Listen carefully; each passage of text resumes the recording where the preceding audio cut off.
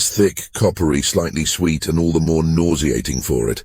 It had seeped into the carpet, the wallpaper, the pattern on the ceiling I stared at, huddled behind the sofa. It had seeped into me forever. The second thing is the sounds. My mother's muffled sobs, my father's rough, calm voice. Take everything. Just go. And another voice, cold as a blade without a single emotion. The money is just the beginning, old man. Then a dull thud. Mom gasped, then another thud. Silence. Only heavy breathing and footsteps. They were looking for something. Or someone. Me, I was 7. I didn't breathe. I turned into a speck of dust, a shadow, nothing. It saved my life. It took my life away. I spent the next 10 years in Chicago with Uncle Leo. He was my father's brother, and he also smelled of steel and gunpowder, but it was the smell of safety. He wasn't gentle. He didn't read bedtime stories. He taught me to shoot, move silently, read body language, blend into a crowd, change my appearance, sense danger a mile away. He was my anchor and my curse. He made me into a weapon of revenge. Now I'm 22. My name is Kat. Officially, I work as a remote data analyst. Unofficially, I'm a ghost who leaves behind cold bodies and clean Swiss bank accounts. I'm a freelance artist whose canvas is flesh and whose paint's a pain. I only take jobs that bring me closer to the main goal, the one that leads to him, Don Luis drug lord, owner of half the nightclubs and the entire cocaine mafia of the Midwest. A ghostly spider sitting at the center of a web he spun from fear, money, and corpses. All the traces from that night, all the threads Uncle Leo and I had painstakingly gathered over the years, lead to him. He is the reason. He is the final point of my existence. And the only bridge connecting me to the world of the living, to a normal life, is Ethan, who smells of freshly ground coffee and woody aftershave lotion. Ethan, who believes I sit at my laptop all day, building graphs and missing him. Ethan, who dreams of renting a house by a lake and getting a Labrador. He is my personal paradox, my quiet, sunny madness. He loves me, and I come to him with the smell of someone else's death under my nails, scrubbed off in a hurry in a taxi, and pretend the world is made of morning pancakes and evening TV shows. Tonight was particularly messy. The target, one of Don Luis's couriers who decided to get enterprising and skim a little off the boss. My client, Don Luis himself, an irony of fate I took advantage of. I tracked the courier to his shabby little apartment on the outskirts. He was young, stupid, and scared. Seeing me at the door, he mistook me for the prostitute he'd called an hour earlier. His last mistake was letting me in. I did everything quickly and quietly, as Uncle Leo taught me. But at the last moment he lunged, knocking over a shelf with cheap souvenirs. A shard from a glass orb pierced my palm. I hissed in pain and rage, not the kind needed for the job, but a personal, animal rage. I finished the job, wrapped my hand with a scarf, washed his blood off me in his yellow-lit bathroom, and left, becoming a ghost again. Now I was standing outside Ethan's apartment door. It was 3 a.m. I disabled the alarm on his phone last time I was here, said I wanted to surprise him with breakfast. I needed a few hours of silence, a few hours of his warmth, his normality, to chase away the chill that had gripped me since that shard. I inserted the key into the lock. He gave it to me a month ago, with such touching, foolish seriousness, and silently entered. The apartment smelled of coffee and ginger. He must have been trying to bake his famous inedible cookies again. I took off my jacket, leaving just a tank top, and went to the bedroom. He was asleep, face buried in the pillow, one arm hanging off the bed. Moonlight outlined his shoulder-cheek eyelashes. My heart clenched with something sharp and stabbing that was nothing like the cold certainty I'd felt an hour ago. I lay down next to him, still dressed, just pressed my back against his warm back, closed my eyes and tried to breathe in sync with him.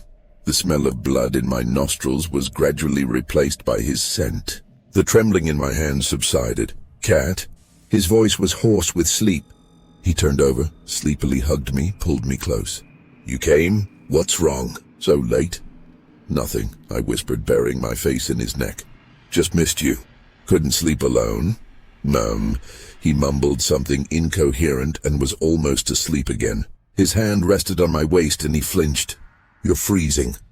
Go take a shower, warm up. Later," but his sleepiness vanished.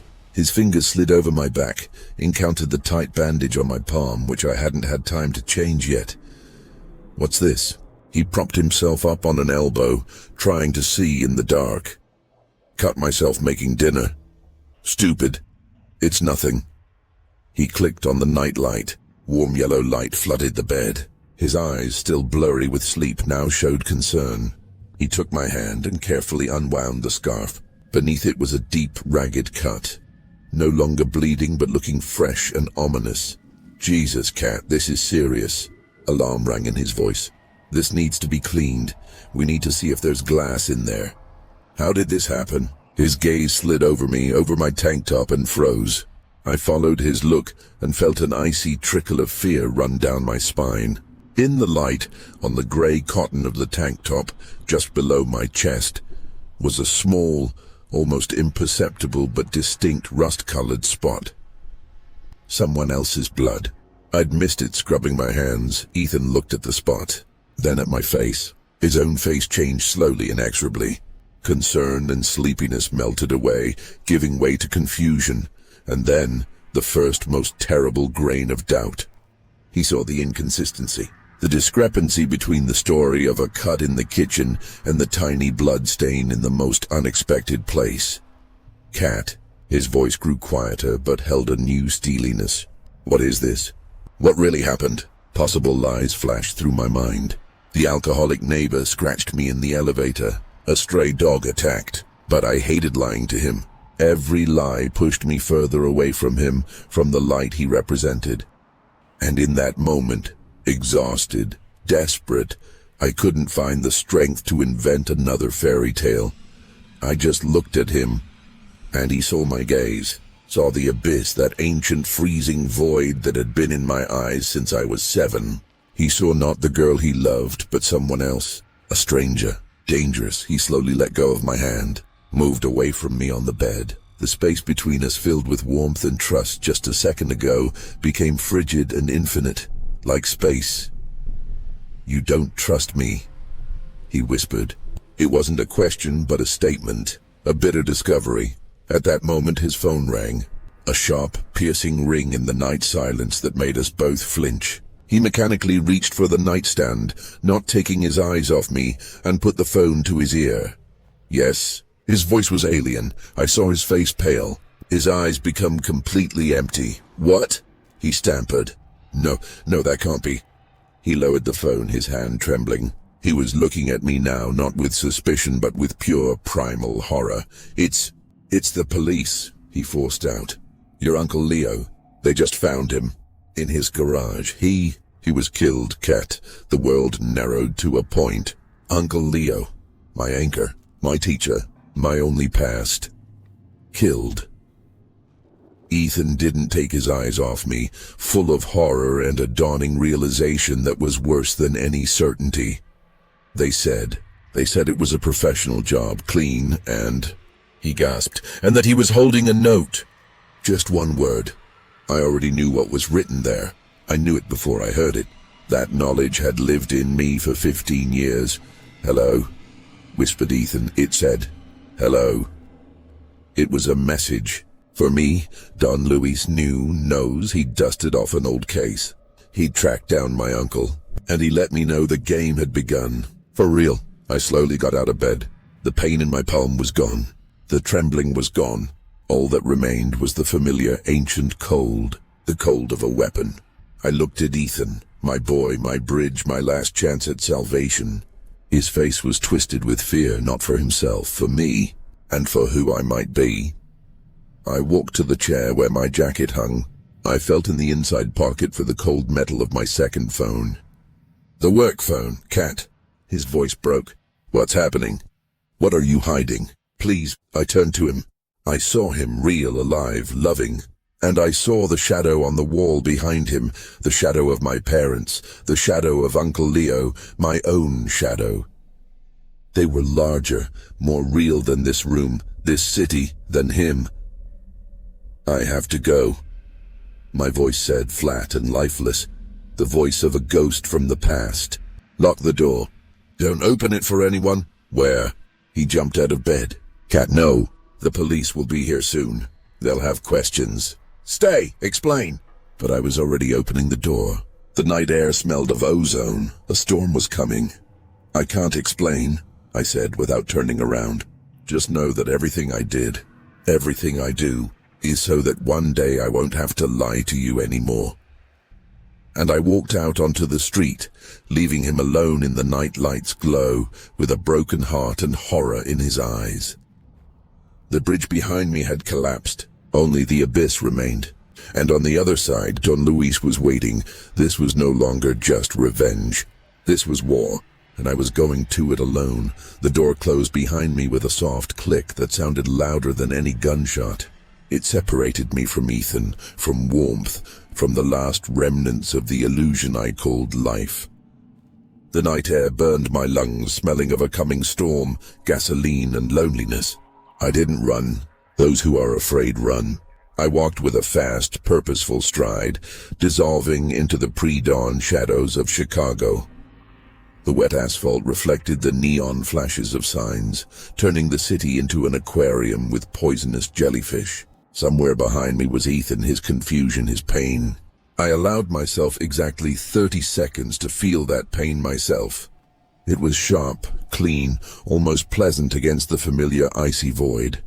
Then I turned on the phone, one unread message, from an unknown number, just an address, and a time, 2 hours from now. This wasn't a summons, it was a trap. Don Luis didn't just know about me, he was guiding me, like cattle to slaughter. Killing Uncle Leo wasn't just a warning. It was a clear, merciless signal. I remember you, little girl. And now it's your turn. I turned into a dirty alley, braced my hands against the cold brick wall, and allowed myself one deep, stifled sigh. Not a cry, no, just an exhale of all the air, all the weakness. Then I straightened up. First thing, change my appearance. I pulled out the hair tie, and dark hair spilled over my shoulders. From my jacket pocket, I took out a spray can of temporary black hair color. I sprayed it on my head, ran my fingers through the sticky mass, radically changing the color. A spare cap, dark glasses despite the night. The jacket inside out, the lining was gray, not black. Little things that change a silhouette, erase identification. I needed a weapon. Uncle Leo's caches. There were several around the city. The nearest one was in a laundromat on 5th Avenue, a deserted, stinking place where no one lingers for long. I walked, feeling every window's eye on my back, every silhouette in a car. The city that was my home and my armor had suddenly become hostile. Every shadow held a threat. Don Luis wasn't just a man, he was a system, eyes and ears on the streets. The laundromat greeted me with the smell of mold and bleach. The rumble of dryers drowned out any other sound. I walked to a row of old washing machines loaded with coins for appearances. One of them, the last one, with a broken door, was dead. I reached deep inside to the back wall and felt the cold metal of a magnetic case. I pulled it out. In a tiny, stinking changing booth, I clicked open the locks. Inside, a Glock 19 with a silencer, 2 spare magazines, a folding knife with a ceramic blade invisible to metal detectors, a wad of cash, 3 passports with my photos but different names. A standard go bag. Uncle Leo was always a pragmatist. I attached the holster to my belt under my jacket, hid the Glock, hid the passports and money, put the knife in my pocket.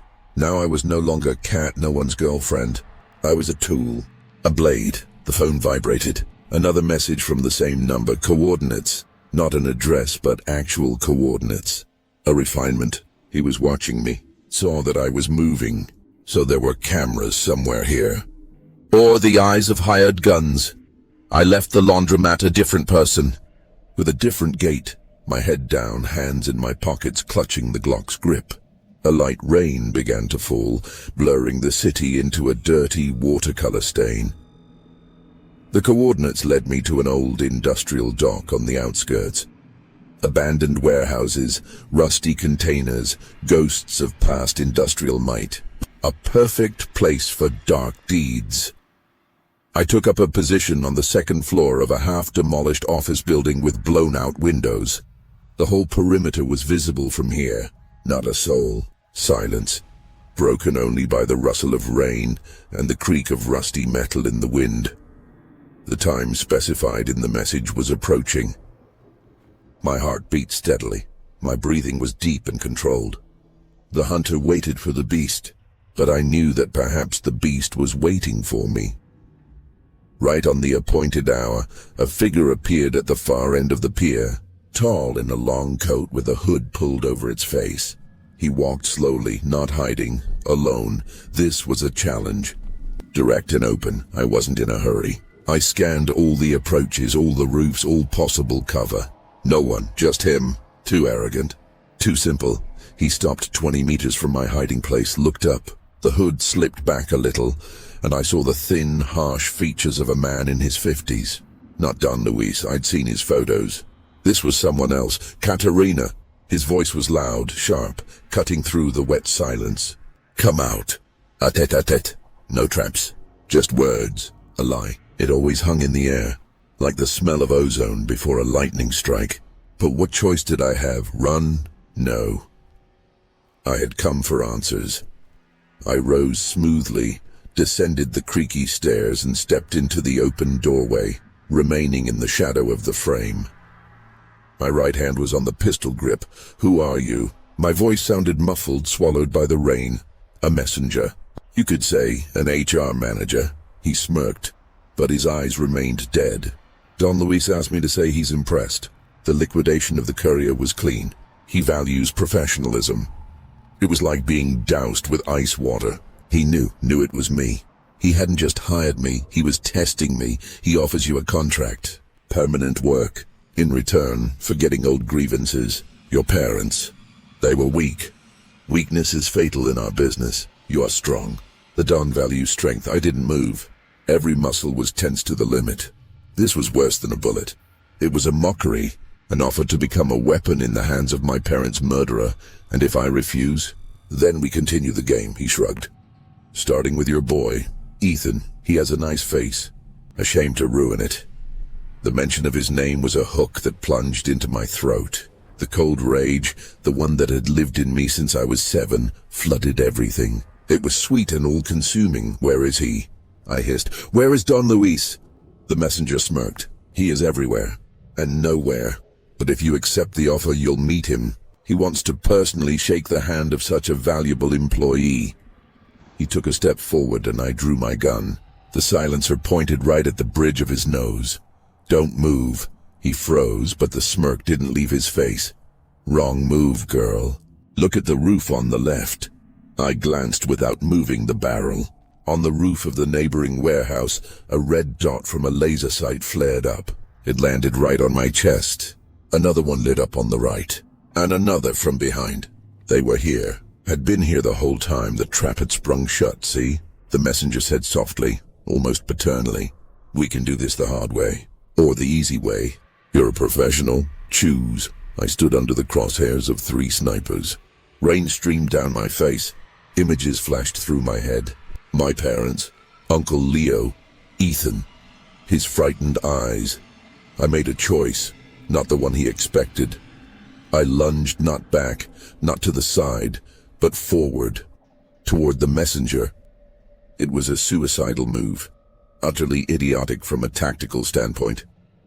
But it was calculated on shock, on a split second of confusion.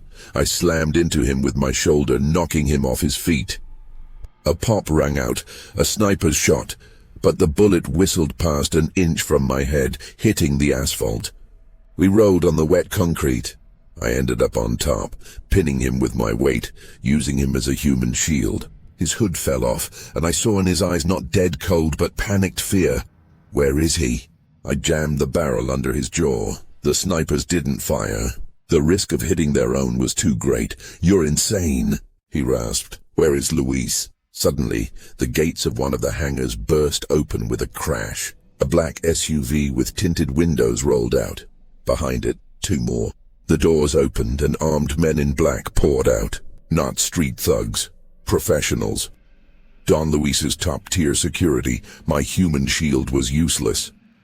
I shoved him away, rolled behind the nearest container. Bullets immediately began pounding the rusty steel, leaving dents and ricocheting with a whine. I was trapped. 3 snipers above, an assault team in front. Escape was impossible. I slammed a fresh magazine into the pistol, feeling a strange, almost euphoric calm. This was my fate. Not a quiet revenge in the dark, but a loud, furious end in the mud under the rain. But then I saw it. A shadow in the window of that very office building where I had been minutes before. A quick movement, and a familiar silhouette that made my heart stop. No, it can't be. It was Ethan.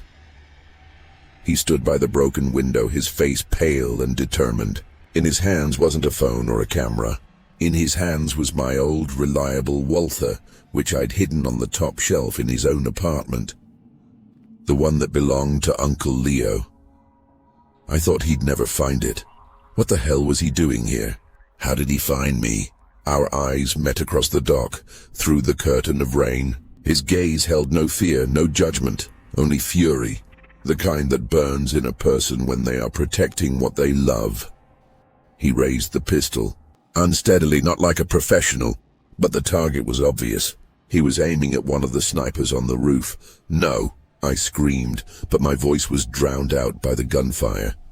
His shot rang out. One, clumsy, inexperienced, and it hit. Didn't kill, no, but the bullet hit the sniper in the shoulder. He cried out, and his rifle dropped from his hands, clattered off the roof. The chaos intensified. The assault team, not understanding where the new threat was coming from, turned toward the building. Someone opened fire on the window. "Get down, you idiot!" I yelled, no longer hiding. Ethan ducked, disappearing from view. But he had done it. He had bought me a second, the most important second of my life. The SUVs, they were my only chance. I burst out from behind cover, firing on the move, not aiming, just to make them seek cover. I ran toward the nearest black Lexus. The driver, seeing my madness, accelerated, trying to run me over. I jumped to the side, rolled under the trailer of a nearby abandoned truck. The car sped past, its mirror clipping the air. Lying under the trailer in a puddle of gasoline and rainwater, I saw the legs of the assault team members running past. Heard their shouts, commands. They were searching the dock, looking for me, looking for him. My phone vibrated. Unknown number again. I answered the call almost unconsciously. Even calm breathing sounded in my ear. Then a voice. Low, velvety, full of indifferent, almost paternal amusement. The very voice from my childhood. The one that said, "The money is just the beginning." "Very impressive, Katerina," said Don Luis. "And very disappointing. I gave you a chance. Now the rules of the game change." I didn't answer. I just listened, gripping the pistol, feeling something hot run down my cheek. Rain, blood, or tears of rage. "You want war?" He continued. "Fine, we'll have a war. But know this, you've already lost. You just signed your boy's death warrant." Click. He hung up. I lay under the trailer, covered in dirt, surrounded by enemies, and looked at the dirty Chicago sky. The bridge was burned. The sanctuary lost. Only one thing remained, revenge. Now not only for the past, but for the future that had been taken from me. The war had only just begun.